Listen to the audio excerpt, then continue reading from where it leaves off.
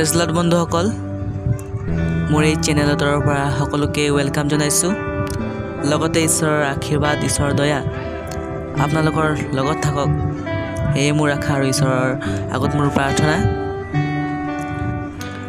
আজি আমি পবিত্ৰ বাইবেলৰ পৰা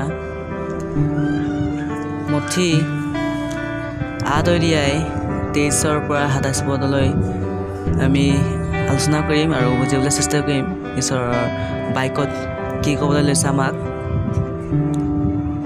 আমি দেৰি নকৰিম, ঈশ্বৰৰ বাক্যলৈ যাওঁ। ওপৰত টাইটেল দিয়া আছে ধুমা বতাহক শান্ত কৰা। যেতিয়া নেকি যীশুখ্ৰীষ্টৰ পৃথিৱীত আছিল, এদিনাখন যীশুখ্ৰীষ্ট তেওঁৰ শিষ্যবিলাকৰ লগত যাওঁতে সাগৰত বৰ ধুমা বতাহ আহিল। তেওঁৰে বিৱৰণ ইয়াত দিয়া আছে। আমি চাওঁ মথি 8 অধ্যায় 23 পদৰ পৰা 27 পদলৈ মই এবাৰ পঢ়ি দিছোঁ। পাছে তেওঁ নাৱত উঠিলত তেওঁৰ শিষ্যবিলাক তেওঁৰ পাছত গ'ল। 23 পদত কৈছে, পাছে তেওঁ নাৱত উঠিলত তেওঁৰ শিষ্যবিলাকে তেওঁৰ পাছত গ'ল। আমি জানো যেতিয়া নেকি যীশুখ্ৰীষ্ট ঈশ্বৰৰ সুবাৰ্তাৰ, ঈশ্বৰৰ বাক্য প্ৰচাৰৰ কাৰণে যলৈকে গৈছিল, যীশুখ্ৰীষ্টৰ পাছে পাছে তেওঁৰ শিষ্যবিলাকেও গৈছিল। 23 পদত কৈছে যেতিয়া নেকি যীশুখ্ৰীষ্ট নাৱত উঠিলে আৰু তেওঁৰ পাছে পাছে মানে যীশুখ্ৰীষ্টৰ লগত তেওঁৰ শিষ্যবিলাকো নাৱত উঠি যীশুখ্ৰীষ্টৰ লগত গ'ল। তেতিয়া চোৱা সাগৰত বৰ ধুমা বতাহ হোৱাত ঢৌৰে নাওখন ঢকা হ'ল। আৰু 24 পদত কৈছে যে আৰু তেতিয়া যেতিয়া নেকি শিষ্যবিলাকৰ যীশুখ্ৰীষ্ট নাৱেৰে সৰোবৰত বা সাগৰত গৈ আছিলে, তেতিয়া বৰ ধুমা আহিলে বুলি কৈছে। সাগৰত বৰ ধুমা হোৱাত ঢৌৱেৰে নাওখন ঢকা হ'ল। আৰু আমি জানো যেতিয়া নেকি সাগৰত ঢৌ হয় আৰু যদি নাও চলি থাকে সাগৰৰ মাজত, তেতিয়া নাওখন কি হয়, উঠা নমা হয়, ধলং পলং হয়, লগতে কি হয়, নাৱত পানীও সোমাই যায়। সেই বাক্যত কৈছে যে তেনেকি সাগৰত বৰ ধুমা বতাহ আহিল, তেতিয়া নাওখন ঢৌৰে ঢকা হ'ল বুলি কৈছে। কিন্তু তেওঁৰ টোপনিতে আছিল। কিন্তু যীশুখ্ৰীষ্ট তেতিয়া টোপনি গৈছিল বুলি কৈছে। সেইকাৰণে বাক্যত কৈছে যেতিয়া নেকি ধুমা বতাহ আহিল সাগৰত, তেতিয়া যীশুখ্ৰীষ্ট টোপনিতে আছিল। তেতিয়া তেওঁবিলাকে ওচৰলৈ গৈ তেওঁক জগাই ক'লে। তেতিয়াই আমি জানো যীশুখ্ৰীষ্টৰ লগত তেওঁৰ শিষ্যবিলাক গৈছিল।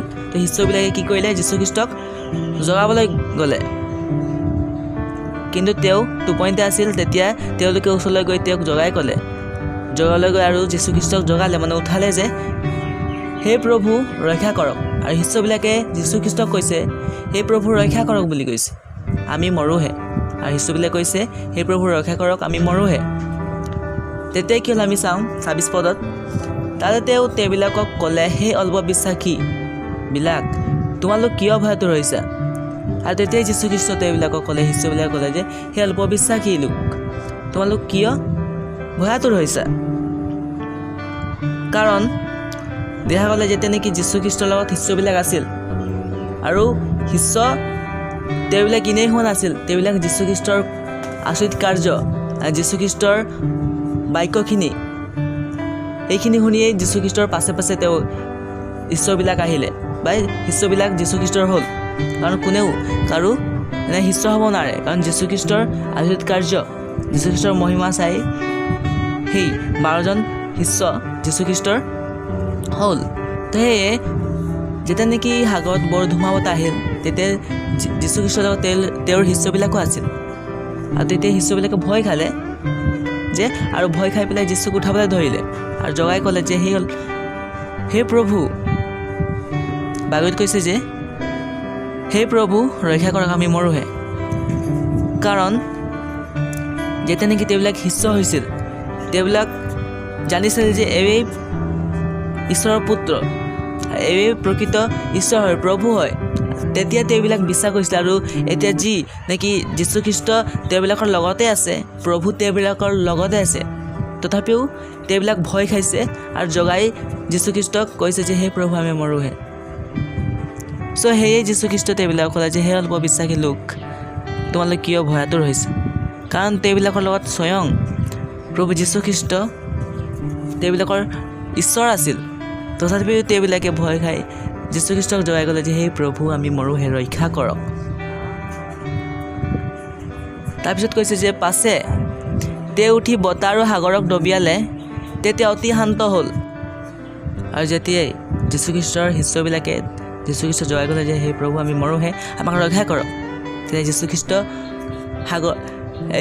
যি সাগৰ ধুমা বতাহ হৈছিলে সেই সকলো ধুমা বতাহক দবিয়ালে আৰু শান্ত হ'ল। আৰু তেতিয়া বহুতো মানুহ সেই নাৱত আছিলে আৰু সেই মানুহবিলাকে ক'লে যে, আৰু সিহঁতে বিস্ময় মানিছে যে তাতে সেই মানুহবিলাকে বিস্ময় মানি ক'লে, যিবিলাক নেকি শিষ্যবিলাক যীশুখ্ৰীষ্টৰ শিষ্যবিলাক যীশুখ্ৰীষ্ট থকা সেই নাওখনত আৰু বহুতো মানুহ আছিল। আৰু সেই মানুহবিলাকে বিস্ময় মানি ক'লে যে এওঁনো কোন মানুহ বা এওঁনো কেনে মানুহ, বতাহ আৰু সাগৰে যে এওঁৰ কথা মানে। আমি জানো যে যীশুখ্ৰীষ্ট স্বয়ং ঈশ্বৰ আছিল, আৰু সেয়ে যীশুখ্ৰীষ্টৰ কাৰণে সকলো সম্ভৱ, তেওঁৰ কাৰণে একো অসম্ভৱ নহয়। সেইকাৰণে যেতিয়া নেকি শিষ্যবিলাকে তেওঁক জগাই ক'লে সেই প্ৰভু আমি মাৰোহে, তেতিয়াই যীশুখ্ৰীষ্ট তেওঁবিলাকৰ ওপৰত দয়া আহি সাগৰৰ যি ধুমা বতাহ বুলিছে সেই ধুমা বতাহক শান্ত কৰিলে, সেয়ে অতি শান্ত হ'ল। কিন্তু তাত থকা মানুহখিনিয়ে বিস্ময় মাৰিলে। এই বাক্যত আমাক যীশুখ্ৰীষ্টই আমাৰ বিশ্বাসৰ কথা ক'বলৈ লৈছে। কাৰণ আমি যদি ভালকৈ বাক্যটো পঢ়ি ধ্যান কৰোঁ বা ভালকৈ বুজিবলৈ চেষ্টা কৰোঁ, তেতিয়া আমি চালোঁ হয় নাই, যীশুখ্ৰীষ্ট স্বয়ং সেই নাৱতে আছিলে আৰু যীশুখ্ৰীষ্ট স্বয়ং ঈশ্বৰ আছিলে। সেইটো শিষ্যবিলাকো বিশ্বাস কৰিছিলে যে তেনেকৈ তেওঁৰ যীশুখ্ৰীষ্টৰ সেই পিতৰ চিমন পিতৰ, জোহন, জাকুব তেওঁবিলাক শিষ্য হৈছিল। তেতিয়া তেওঁবিলাকো বিশ্বাস কৰিছিল প্ৰকৃত আৰু স্বয়ং ঈশ্বৰ যীশুখ্ৰীষ্টই হয়। আৰু সেয়ে যেতিয়া নেকি এনেকুৱা বিপদ আহিলে শিষ্যবিলাকৰ আগত, এনেকুৱা ধুমা বতাহ আহিলে, লগতে সেই নাওখনত যীশুখ্ৰীষ্ট আছিলে, তথাপিও শিষ্যবিলাকে ভয় আঁতৰ হ'ল। তো সেয়ে কৈছে যে স্বয়ং যদি যীশুখ্ৰীষ্ট তেওঁ শিষ্যবিলাকৰ লগতে আছিলে, কিন্তু সেই সময়ত শিষ্যবিলাকে তেওঁবিলাকৰ মনত এই কথা নাহিছিলে যে যীশুখ্ৰীষ্ট যে স্বয়ং ঈশ্বৰ হয়, তেওঁ যে আমাৰ লগত আছে, আমাৰ একো বিপদ নহ'বই, কিন্তু তেওঁবিলাকে ভয় খালে। চ' আমাক সেইটোৱে কৈছে যে ওপৰত সেইদৰে ক'লে শিষ্যবিলাক যে সেই অল্প বিশ্বাসী, সেই ক্ষেত্ৰত শিষ্যবিলাক নহয় আমাকো কৈছে। আমাৰো মাজত তেনেকুৱা হয়। আমি এতিয়া বাপ্তিস্মা লোৱাৰ পাছত বিশ্বাস কৰোঁ স্বয়ং যীশুখ্ৰীষ্ট আমাৰ প্ৰভু হয়, তেওঁক আমি গ্ৰহণ কৰোঁ। লগতে আমি কৈ থাকোঁ আমাৰ প্ৰকৃত ঈশ্বৰ বা প্ৰভু যীশুখ্ৰীষ্ট আমাক সহায় কৰিব, আমাৰ সমস্যাত সহায় কৰিব, বিপদত সহায় কৰিব। তেওঁ নিজৰ সন্তানবিলাকক কেতিয়াও বিপদত দেখিব নোৱাৰে, সমস্যাত দেখিব নোৱাৰে। আমি বিশ্বাস কৰোঁ আৰু আনকো কওঁ। কিন্তু যেতিয়া নেকি আমাৰ ওচৰত বিপদ আহে, সমস্যা আহে, অনেক ধৰণৰ চিন্তা আহে, কিন্তু সেই ঈশ্বৰৰ কথা মানুহবিলাক ব্যাকুল হৈ যায়। লগতে যিবিলাক নেকি ক'ব নালাগে সেইবিলাকো মুখেৰে উচ্চাৰণ কৰি লয়, সেই আপুনি ঈশ্বৰ নাই, আমাক সমস্যাৰ পৰা উদ্ধাৰ নকৰেই, ক'ত আছে সেই ঈশ্বৰ।